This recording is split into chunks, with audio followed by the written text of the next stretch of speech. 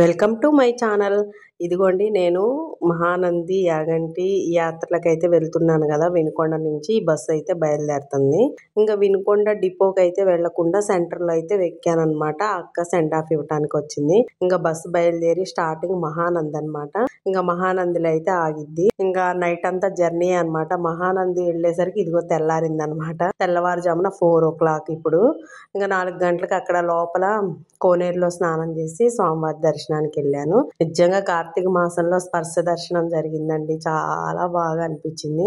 స్వామివారిని అలాగే పట్టుకొని చక్కగా అసలు ఆ స్వామివారిని అలా తాగటం, స్పర్శ దర్శనం చాలా ఆనందం అనిపించింది. చాలా బాగుంది. ఇంక ఇట్లా అయితే తెల్లవారుజామున కదా, ఇదంతా లైటింగ్ తో ఉంది. కోనేరులోకి అప్పుడే ఎంట్రన్స్ అయితే లేదంట. అందుకని బయట గుడి అంతా ఇలా లైటింగ్ తో ఎంత బాగుందండి.